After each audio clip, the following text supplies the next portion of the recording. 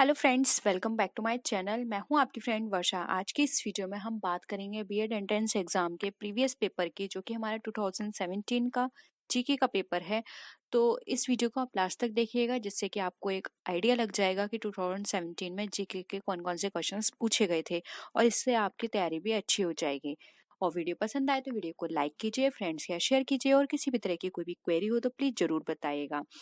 और इसका पीडीएफ मैं आपको टेलीग्राम ग्रुप पर दे दूंगी, तो आप हमारे 2 टेलीग्राम ग्रुप हैं उनको ज्वाइन कर लीजिए। एक है जहां पर मैं आपको सारे पीडीएफ प्रोवाइड करूंगी, दूसरा डिस्कशन ग्रुप है, तो आपको कोई भी क्वेरी हो तो वहां पे डिस्कस कर सकते हैं। देखिए, यहाँ पर जो 2017 में फर्स्ट क्वेश्चन पूछा गया था, दांडी यात्रा शुरुआत महात्मा गांधी ने कहाँ से की थी? दांडी, पोरबंदर, अहमदाबाद और साबरमती आश्रम। बताइए। और इसके रिलेटेड और भी इंफॉर्मेशन हो आपको तो वो भी बताइएगा। कब शुरू की, डेट क्या थी, इनके साथ कितने लोग थे, इस तरह की इंफॉर्मेशन अगर आपको हो तो जरूर बताइए, नहीं तो मैं फिर आपको बाद में बताऊंगी। ठीक है। देखिए, दांडी यात्रा की शुरुआत की बात करें तो ये इन्होंने शुरू की थी साबरमती आश्रम से, जो कि हमारा अहमदाबाद में है। और ये इन्होंने यात्रा शुरू की थी, वो नोट कर लीजिए आप, 12 मार्च 1930 को। ठीक है, 12 मार्च 1930 से दांडी यात्रा शुरू की गई थी साबरमती आश्रम से। और इसमें इन्होंने कितने लोग थे? 78। ठीक है, 78 साथी थे इनके, जो कि इस सत्याग्रह के लिए प्रस्थान हुए थे। और ये 24 दिन की लंबी यात्रा थी, जो कि 5 अप्रैल 1930 को दांडी पहुंचे थे, वहां खत्म हुई थी। और 6 अप्रैल 1930 को इन्होंने मुट्ठी भर नमक लेकर सविनय अवज्ञा आंदोलन का श्री गणेश किया था। तो ये भी पूछा जा सकता है, सविनय अवज्ञा आंदोलन कब से शुरू हुआ? तो वो हुआ था हमारा 1930 में ही। ठीक है, तो यहाँ पे इसका ऑप्शन डी राइट आंसर है। होप यहाँ पर आपने जितनी भी इंफॉर्मेशन मैंने आपको बताई हैं आपने नोट कर लिए होंगे। ठीक है, नेक्स्ट है, सुप्रसिद्ध वाद आईएनए मुकदमा से जुड़े अधिवक्ता निम्न में से कौन थे? अब सुप्रसिद्ध वाद जो था आईएनए, उससे जुड़ा जो अधिवक्ता थे वो कौन थे? भूला भाई देसाई, आसिफ अली, सुभाष चंद्र बोस या फिर सी राजगोपालचारी। बताइए।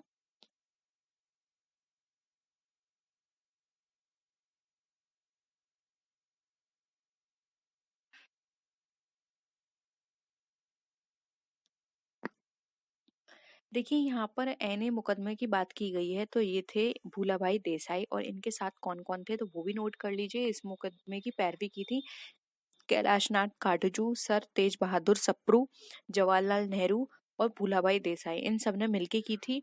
और भूलाभाई देसाई जो थे वो इस अध्यक्षता में वो सॉरी इस वकीलों के जो समूह थी उसकी अध्यक्षता की थी इन्होंने। और ये 1945 में लाल किले में आजाद हिंद फौज के सिपाहियों के प्रसिद्ध मुकदमे की पैरवी करने के लिए किया गया था। तो अब देखिए, यहाँ पर ये क्वेश्चन से आपको ये लगेगा कि ये कौन सा मुकदमा है और ये क्यों पूछा गया है। तो ये हमारा आजाद हिंद फौज से जुड़ा हुआ मुकदमा था, जो कि 1945 में लाल किले में अ, के रूप में, मतलब लाल किले में जो आजाद हिंद फौज के सिपाहियों के जो प्रसिद्ध मुकदमा हुआ था उसकी पैरवी के लिए इन्होंने ये काम किया था। और इनका नाम था भूलाभाई देसाई, जो कि मैंने आपको बताया कि इनके साथ 3 लोग और थे, कैलाश नाथ काटजू, नोट कर लीजिए, सर तेज बहादुर सप्रू और जवाहरलाल नेहरू। ठीक है, तो ये था इसका। अब देखिए नेक्स्ट क्वेश्चन,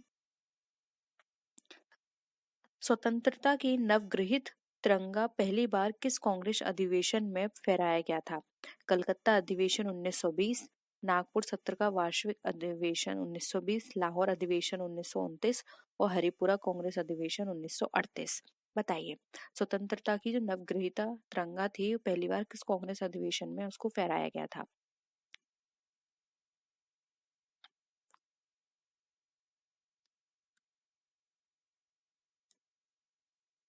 बहुत घुमा के क्वेश्चन कर दिया है, ये इस तरह से ही पूछा जा सकता था कि पहली बार तिरंगा कहाँ पे फहराया गया था स्वतंत्रता के बाद। करें। देखिए, अगर हम यहाँ पे तिरंगा फहराने की बात करें तो सबसे पहले फहराया गया था लाहौर अधिवेशन 1929 में। और ये जवाहरलाल नेहरू की अध्यक्षता में ये ऐतिहासिक कार्य हुआ था। इससे जिसमें संबंधित प्रस्ताव पारित होने के बाद जवाहरलाल नेहरू ने पूर्ण स्वराज्य लक्ष्य की घोषणा की थी। और जवाहरलाल नेहरू ने लाहौर में रावी नदी के तट पर भारतीय स्वतंत्रता का झंडा लहराया, और वो झंडा हमारा क्या था? वो था तिरंगा। ठीक है, तो ये यहाँ पे ऑप्शन सी राइट आंसर है। अब देखिए नेक्स्ट क्वेश्चन, मातृ देवी की पूजा किस सभ्यता से संबंधित थी? आर्य सभ्यता, भूमध्य सागरीय सभ्यता, सिंधु घाटी सभ्यता या फिर उत्तर वैदिक सभ्यता? बताइए।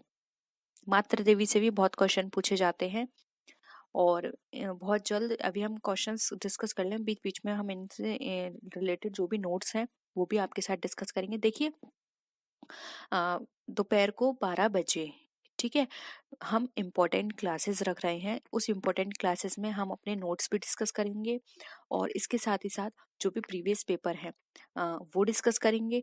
तो आप वो भी जरूर देखिएगा। कल की हमने क्लास में 2017 का ही हिंदी का पेपर डिस्कस किया था, ये जीके का पेपर है। डेली 12 बजे एक स्पेशल क्लास हुआ करेगी, ठीक है, तो उसमें हम ये सारी चीजें डिस्कस करेंगे और जो पहले की क्लासेस हमारी इवनिंग में चलती हैं वो उसी तरह से चलती रहेंगी, ठीक है। जैसे कि 7:30 बजे हमारी कॉमर्स की क्लास होती है, 9 बजे इंग्लिश और जीके, ये ऑल्टरनेटिव डेट्स पे चलेगा। अब एक दिन जीके होगी और एक दिन इंग्लिश होगी। रीजनिंग का हम अभी टाइम बना लेंगे, वैसे रीजनिंग का हमारा कोर्स काफी हो चुका है, लेकिन फिर भी रीजनिंग के लिए भी मैं आपको टाइम बता दूंगी कि रीजनिंग की क्लास कब से चलेगी, ठीक है। तो आप टाइमली देख लीजिएगा सारी क्लासेस और अपनी प्रैक्टिस बना के रखिए क्योंकि आपका 19 मई को पेपर है। हो गया आंसर इसका। देखिए अगर हम यहाँ मातृ देवी की पूजा किस सभ्यता से संबंधित है इसकी बात करें, आर्य सभ्यता हो गई, भूमध्य सागरीय सभ्यता, सिंधु घाटी सभ्यता, तो देखिए ये इसका जो राइट आंसर हो जाएगा वो होगा जो हड़प्पा सभ्यता में ऐसे प्रचुर साक्ष्य मिले हैं जिसके आधार पर ये कहा जा सकता है कि मातृ देवी की उपासना वहाँ व्यापक रूप से प्रचलित थी, यानी कि हड़प्पा से, ठीक है। तो इसके अकॉर्डिंग देखिए यहाँ पर इसका जो राइट आंसर होगा वो क्या होगा। अब आप हड़प्पा मैंने आपको बोल दिया, उसके अकॉर्डिंग भी आप यहाँ पे बता सकते हैं। तो हड़प्पा किससे संबंधित है? सिंधु घाटी सभ्यता से संबंधित है, तो ऑप्शन सी यहाँ पे हमारा क्या हो जाएगा, राइट आंसर हो जाएगा।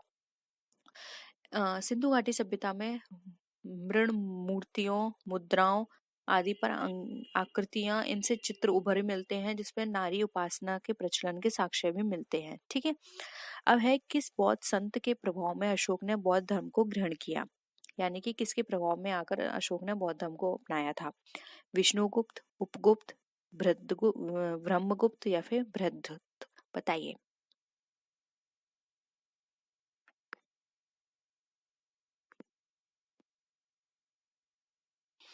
देखिए जो यहाँ पर अशोक की बात की गई है, तो अशोक ने जो बौद्ध धर्म ग्रहण किया था वो किया था उपगुप्त संत थे उनके प्रभाव में आकर।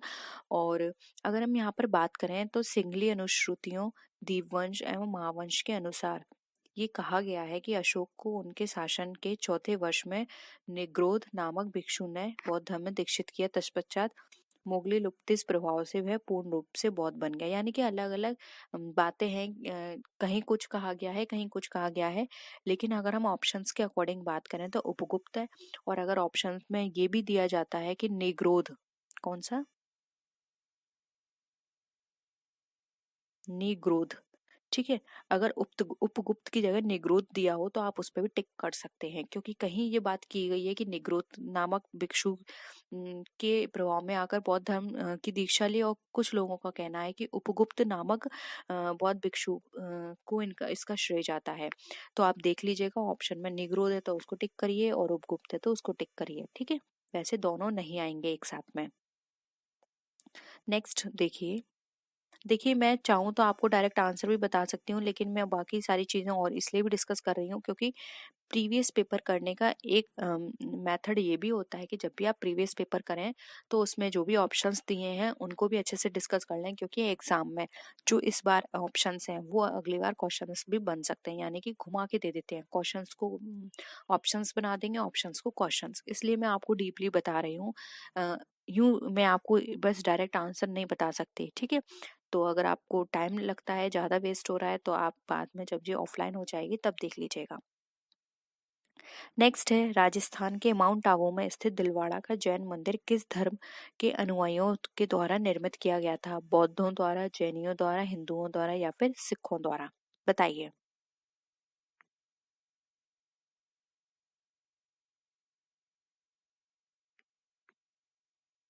देखिए दिलवाड़ा मंदिर जो है वो जैनियों द्वारा निर्मित किया गया था। ये कहा जाता है कि भीम प्रथम के सामंत बिमल ने आबू पर्वत के में पर ये दिलवाड़ा मंदिर है और इसका निर्माण किया था जैनों द्वारा।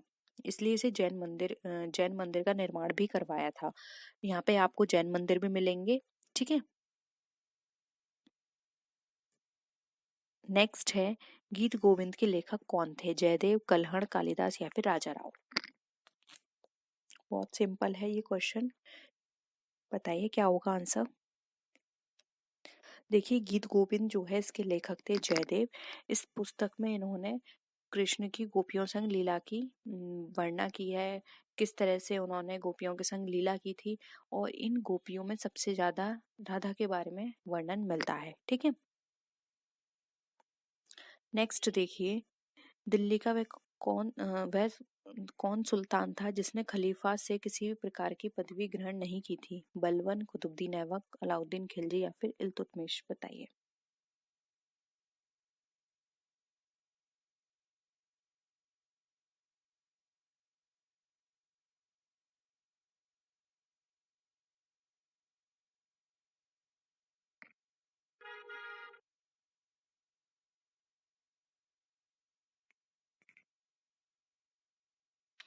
देखिए, यहाँ पर बात करें खलीफा से किस प्रकार की पदवी ग्रहण नहीं की, तो वो थे यहाँ पर अलाउद्दीन खिलजी। अब थोड़ा सा इसके बारे में जान लेते हैं। देखिए, अगर हम बात करें जियाउद्दीन बर्नी के कथानुसार, अलाउद्दीन खिलजी जो था वो दिल्ली का पहला ऐसा सुल्तान था जिसने धर्म पर राज्य का नियंत्रण स्थापित किया था, यानी कि धर्म के ऊपर राज्य का नियंत्रण कर रखा था। और अलाउद्दीन ने राजपथ के विषय में बलबन के विचार को पुनः जीवित किया। वह राजा की सार्वभौमिकता में विश्वास रखता था, जो पृथ्वी पर ईश्वर की प्रतिनिधि है। वो खुद को क्या कहता था कि मैं ईश्वर का, पहले उसने खुद को ईश्वर कहा, लेकिन किसी ने उस पर विश्वास नहीं किया, फिर उसने कहा कि मैं ईश्वर का एक प्रतिनिधि हूँ। ठीक है, प्रतिनिधि मात्र हूँ। खुद उसने खुद को ईश्वर की जगह रखा। उसने अपनी शक्ति की वृद्धि के विषय में खलीफा से भी किसी प्रकार की कोई अनुमति लेना आवश्यक नहीं समझा। इसलिए यहाँ पे ऑप्शन सी हमारा राइट आंसर हो जाएगा। अब नेक्स्ट क्वेश्चन देखिए, हमारे सौर मंडल का कौन सा ग्रह आकार में पृथ्वी के समान है? बुध, मंगल, शुक्र या बृहस्पति?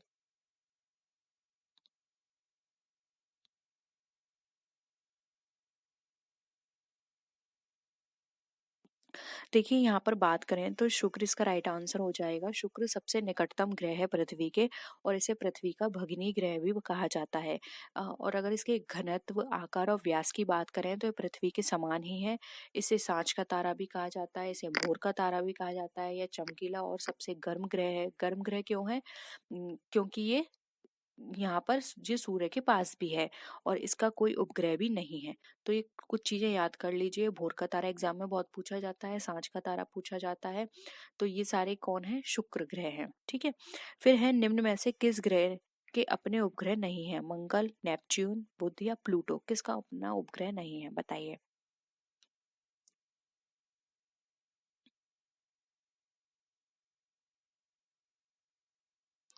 अब देखिए, मैंने अभी आपको ऊपर बताया था शुक्र शुक्र का अपना उपग्रह नहीं है, लेकिन शुक्र यहाँ ऑप्शन में नहीं है, तो एक और याद कर लीजिए, बुध और शुक्र, इन दोनों के ही अपने उपग्रह नहीं है। अब उपग्रह क्यों नहीं है, इसका रीजन भी मैं अभी आपको ऊपर बताया था कि ये सूर्य के बहुत नजदीक है, इसलिए इनके कोई उपग्रह नहीं है। सूर्य के निकटता के कारण इनका उपग्रह नहीं है। ठीक है।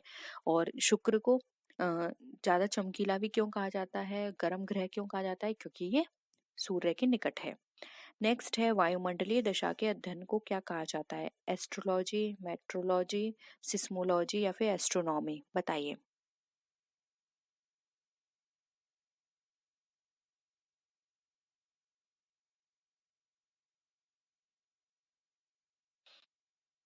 यहाँ पर बात की गई है वायुमंडलीय दशा के लिए। देखिए, यहाँ पर जो इसका राइट आंसर होगा वो होगा यहाँ पे ऑप्शन नंबर बी, मेट्रोलॉजी। और भी देख लेते हैं, एस्ट्रोलॉजी नोट कर लीजिए, एग्जाम में सिस्मोलॉजी तो बहुत पूछा जाता है।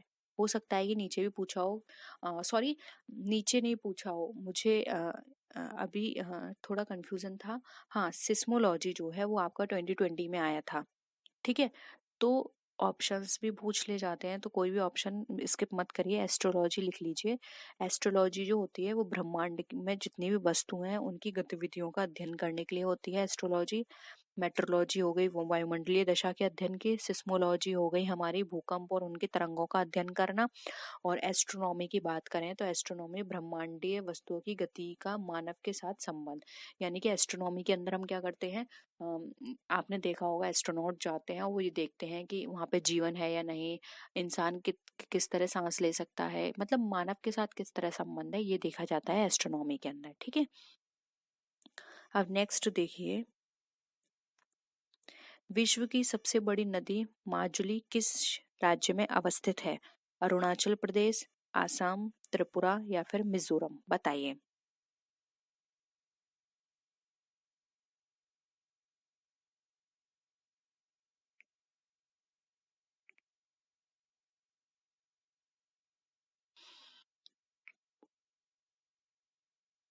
देखिए इसका जो राइट आंसर है वो है ऑप्शन बी, आसाम। अब थोड़ा सा इसके बारे में जान लेते हैं। माजुली विश्व की सबसे बड़ी नदी द्वीप है। यह द्वीप जो है वो असम की राजधानी गुवाहाटी से लगभग 200 किलोमीटर पूर्व में अवस्थित है, और यह द्वीप जो है वो ब्रह्मपुत्र एवं उसकी सहायक नदियों के निक्षेपण से बना है। ठीक है, तो ये भी पूछा जा सकता है इस बार कि माजुली द्वीप कैसे बना है। तो ये ब्रह्मपुत्र और उसकी सहायक नदियों के निक्षेपण से बना है, और ये आसाम के जो राजधानी गुवाहाटी है उससे 200 किलोमीटर पूर्व में स्थित है। ठीक है, अब है पश्चिमी घाट के उत्तरी भाग को किस नाम से जाना जाता है? कोरोमंडल तट, मालाबार तट, कोकण तट या फिर उत्तरी सरकार सिरकार, बताइए।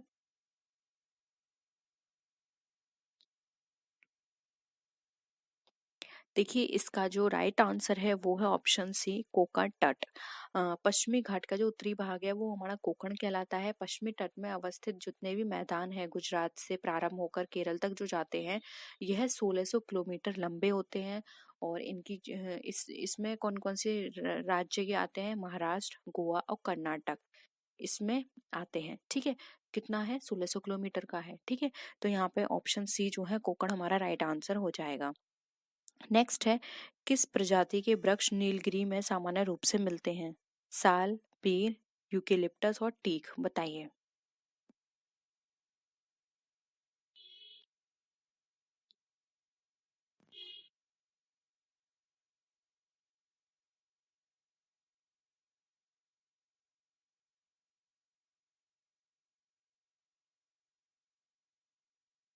क्या पाए जाते हैं नीलगिरी में सामान्य रूप से?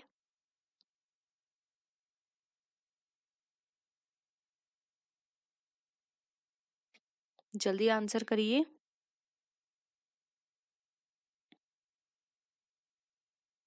देखिए इसका जो राइट आंसर है वो है ऑप्शन सी, यूकेलिप्टस। ठीक है, अब यहाँ पर अगर हम बात करें तो नीलगिरी में प्राकृतिक घास, भूमि, झाड़ियाँ ये बहुत मिलती हैं। इसके अलावा यहाँ पे शोला वन बहुतायत पाए जाते हैं, लेकिन इनका जो ह्रास होता है गहन कृषि और बहुत से यातायात के साधनों द्वारा हुआ है, यानी कि अभी कम हो गए हैं। और यहाँ के वनों के ह्रास में सबसे ज्यादा क्या है वो है वाणिज्यिक रोपण, और यूकेलिप्टस जैसे वनों की भूमि का अहम है। यानी कि इनके कारण यूकेलिप्टस हो गया, वाणिज्यिक यानी कि इंडस्ट्रियलाइजेशन के कारण भी यहाँ पर इनकी कमी हो गई है। तो सबसे ज्यादा क्या पाए जाते हैं? यूकेलिप्टस। अब देखिए यहाँ पर आपको सही युग्म चुनना है। चंबल, नर्मदा, सोन, यमुना और मानस, ब्रह्मपुत्र, बताइए किसकी क्या क्या सहायक नदी हैं? कौन सा सही युग्म है? केवल तीन, एक दो, दो तीन या ये सभी?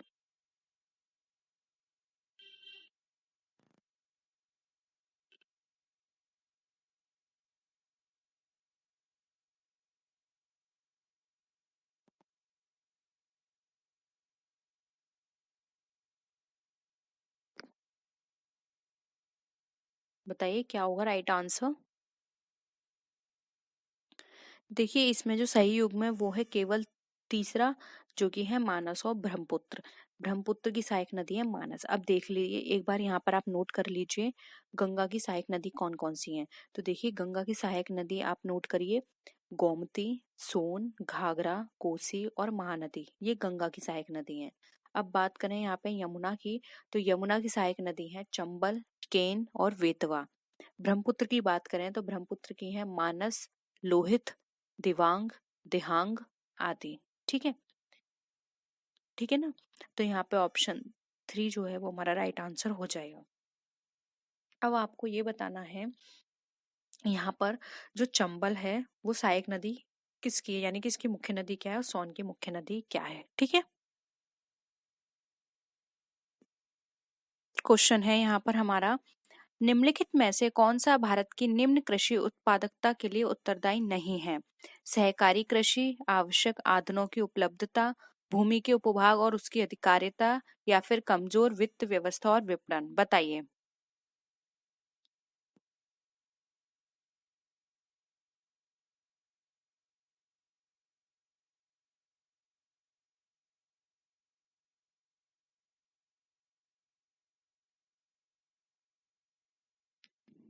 क्या होगा आपके अकॉर्डिंग इसका आंसर?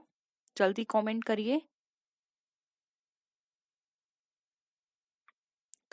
देखिए यहाँ पर आवश्यक आदानों की उपलब्धता, उपलब्धता कैसे यहाँ पर उत्तरदायी हो सकती है? नहीं है। ठीक है। यहाँ पे उपलब्धता अगर हम बात करें तो उपलब्धता तो हमारे लिए बहुत अच्छी है। यहाँ पे सहकारी कृषि हो सकती है, भूमि के उपभागों और उसकी अधिकारिता हो सकती है, कमजोर वित्त व्यवस्था और विपणन हो सकती है। ठीक है। अब देखिए, यहाँ पे कुछ और कारक भी हैं, वो भी मैं आपको बता देती हूँ। जैसे जोतों का आकार छोटा होना, उसके कारण भी हमारी कृषि उत्पादकता में कमी आएगी। कृषि में यंत्रीकरण और मशीनीकरण का अगर अभाव होगा, उससे भी हमें कृषि कृषि उत्पादकता हमारी प्रभावित होगी। और जो वित्त की अनुचित प्रयोग हो गया, आवश्यक कृषि आदानों के अभाव के कारण, यानी कि हमारे पास अगर अच्छे से मशीनरी नहीं होगी, हमारे पास फाइनेंस नहीं होगा, या फिर हमारे पास जो खेत है उसका जो आकार है वो छोटा होगा, तो इसमें हमारी उत्पादकता क्या है, कम आएगी। ठीक है। नेक्स्ट देखिए अब, इनमें से कौन लोकतांत्रिक व्यवस्था के लिए अपरिहार्य है? स्वतंत्र और निष्पक्ष चुनाव, अवसर की समानता, अधिकारों की सुरक्षा और ये सभी। बताइए।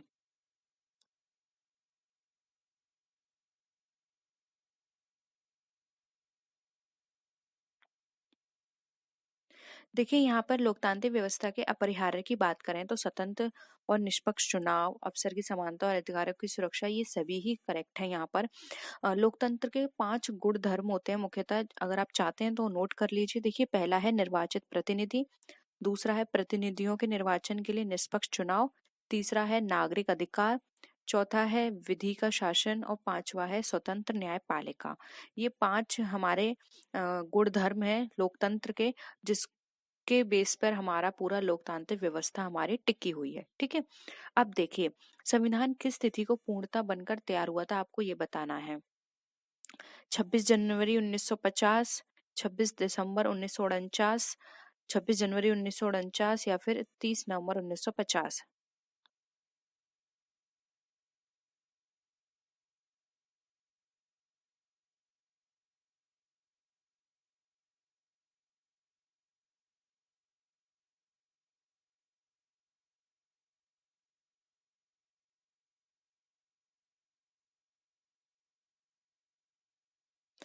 देखिए यहाँ पर अगर हम बात करें तो 29 अगस्त 1947 को संविधान सभा द्वारा हमारा एक प्रारूप समिति का गठन किया गया था, जिसका कार्य था संविधान का प्रारूप तैयार करना। इस समिति के आपको अध्यक्ष पता होने चाहिए, पूछे जा सकते हैं, तो इनके अध्यक्ष थे डॉक्टर भीमराव अंबेडकर। और अगर हम बात करें कि ये कब निर्माण इसका पूरा हुआ था, तो वो हुआ था 26 नवंबर 1949। ठीक है। और 26 जनवरी 1950 को संविधान हमारे देश को क्या हो गया था, लागू हो गया था। लेकिन यहाँ तो पूर्णतः बनकर तैयार होने की बात की जा रही है। तो यहाँ पर इसका जो राइट आंसर हो जाएगा वो हो जाएगा यहाँ पे ऑप्शन नंबर, देखिए बताइए। अब तो मैंने आपको इतना बता दिया, क्या होगा आपके अकॉर्डिंग आंसर? सी, 26 नवंबर। ठीक है। इसको हमारा संविधान जो है पूर्णतः बनकर तैयार हो गया था। और लागू कब हुआ था वो? 26 जनवरी 1950 को, जिस के बाद से हमारा रिपब्लिक डे सेलिब्रेट होता है। ठीक है। अब नेक्स्ट देखिए, भारत के संविधान में मौलिक अधिकार कौन कौन से हैं? मूल अधिकार के एक भाग के रूप में, चौथे संविधान संशोधन द्वारा जोड़ा गया, संसद द्वारा जोड़ा गया, या फिर 92 संशोधन द्वारा जोड़ा गया। मूल अधिकार, भारत के संविधान में मौलिक अधिकार किस तरह से जोड़ा गया, आपको ये बताना है।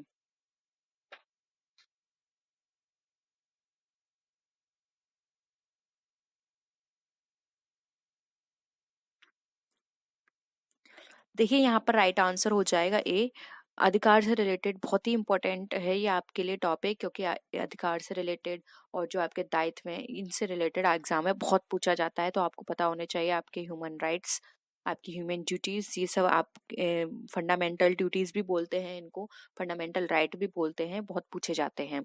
देखिए, मौलिक अधिकार जो है संविधान के प्रारंभ से ही इसका अंग था।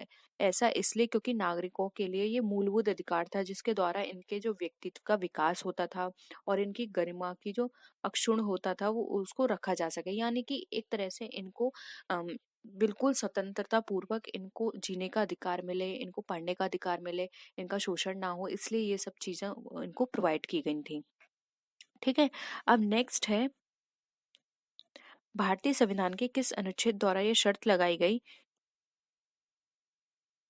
कि राज्य की नीति निर्देशक सिद्धांत किसी न्यायालय द्वारा लागू या वाद योग्य नहीं होंगे? अनुच्छेद 31 में, 38 में, 37 में या फिर 39 में?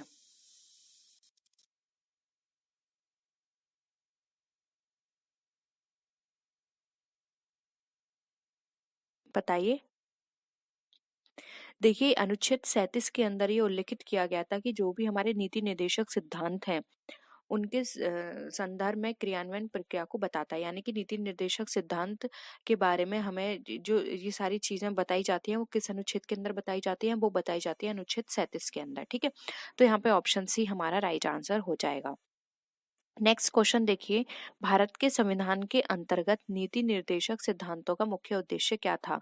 लोक कल्याणकारी राज्य की स्थापना, धर्मनिरपेक्ष राज्य की स्थापना, कार्यपालिका के मनमाने कार्य की जांच करना या फिर कार्य राज्य द्वारा विकास के नए अवसर उपलब्ध कराना? बताइए।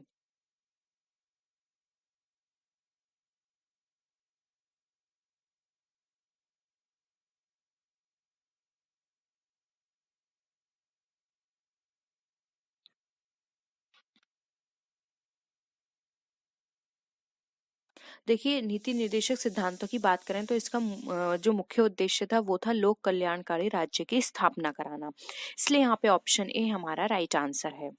नेक्स्ट आइए, सांख्य दर्शन के यहाँ पे प्रवर्तक पूछे गए हैं कि सांख्य दर्शक के प्रवर्तक कौन है? कपिल, गौतम, चावक या फिर जैमिनी? बताइए।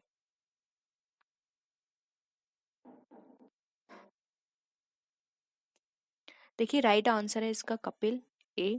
अब इनके भी नोट कर लीजिए। गौतम न्याय के हैं, चावाक के हैं चावाक दर्शन, ठीक है, चावाक दर्शन। और जैमिनी हमारे किसके हैं? जैमिनी है पूर्व मीमांसा के। किसके? पूर्व मीमांसा। ठीक है, तो सांख्य दर्शन के हैं कपिल, न्याय दर्शन के हैं गौतम, चावाक दर्शन के हैं चावाक और पूर्व मीमांसा के हैं जैमिनी। ठीक है, अब नेक्स्ट है, सामूहिक उपभोग का अर्थ क्या है? घरेलू खपत, व्यक्तिगत खपत, स्व खपत या फिर देश के नागरिकों द्वारा की गई खपत? बताइए।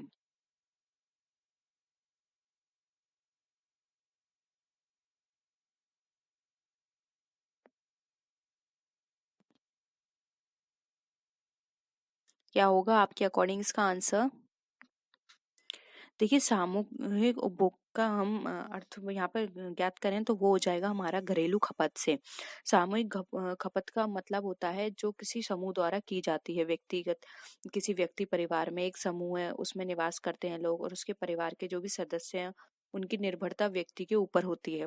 और सामूहिक खपत से तात्पर्य घरेलू खपत से भी हम बोल सकते हैं, जो कि अभी मैंने आपको बताया, जिसे व्यक्ति परिवार के साथ मिलकर खर्च किया जाता है। ठीक है, तो ये घरेलू खपत कहलाता है, तो ऑप्शन ए यहाँ पे हमारा राइट आंसर है। नेक्स्ट क्वेश्चन देखिए, निम्नलिखित में से किस वस्तु की मांग लोचदार है? विद्युत, औषधि, चावल, दियासलाई की डिबिया? बताइए।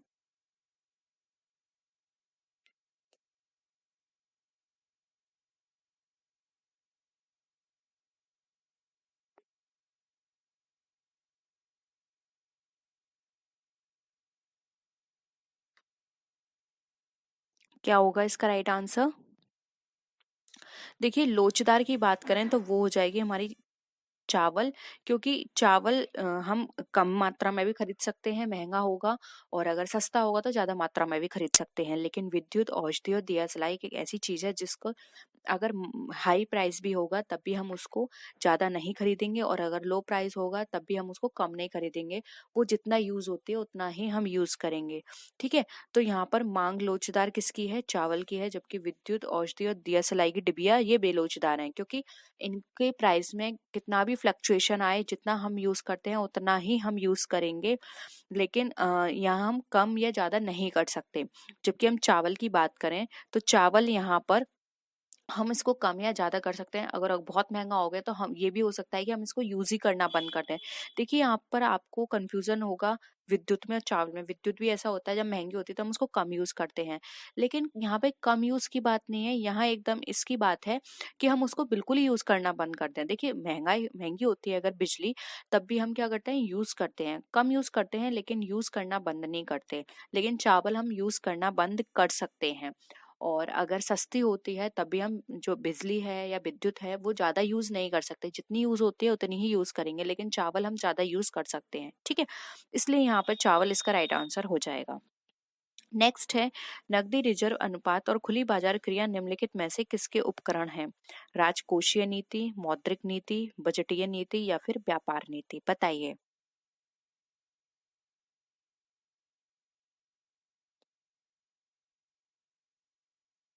देखिए नकदी रिजर्व अनुपात में इसको इंग्लिश में बता देती हूँ। कैश रिजर्व रेशो हो गया, खुली बाजार हो गया, ओपन मार्केट, ये सब हमारे किससे रिलेटेड होते हैं? तो ये होते हैं हमारे मौद्रिक नीति, यानी कि मॉनेटरी पॉलिसी से रिलेटेड होते हैं। अ, ये उसी के ही एक तरह से हम टूल बोल सकते हैं। इनके टूल हैं। इनका प्रयोग कौन करता है? इनका यूज जो करता है वो है हमारा सेंट्रल बैंक, यानी कि आरबीआई। ठीक है? तो ये थे हमारे आज के क्वेश्चंस। होप आपको वीडियो पसंद आया होगा। वीडियो पसंद आया तो वीडियो को लाइक कीजिए, फ्रेंड्स के साथ शेयर कीजिए। इसका पीडीएफ मैं आपको टेलीग्राम ग्रुप पर दे दूंगी, तो आप वहां से डाउनलोड कर सकते हैं। इसके जो रिमेनिंग 25 क्वेश्चंस है वो हम सेकंड पार्ट में डिस्कस करेंगे। होप आपको ये वीडियो पसंद आया होगा, आपको एक आइडिया लग गया होगा कि 2017 में अगर इस तरह का लेवल रहा है आपके एग्जाम में, तो आप 2021 में किस तरह से क्वेश्चंस आपके पूछे जाएंगे। तो वीडियो पसंद आए तो लाइक कीजिए, अपने फ्रेंड्स के साथ शेयर कीजिए। नेक्स्ट वीडियो में फिर मिलते हैं और भी अच्छी वीडियोस के साथ। तब तक के लिए टेक केयर, बाय बाय।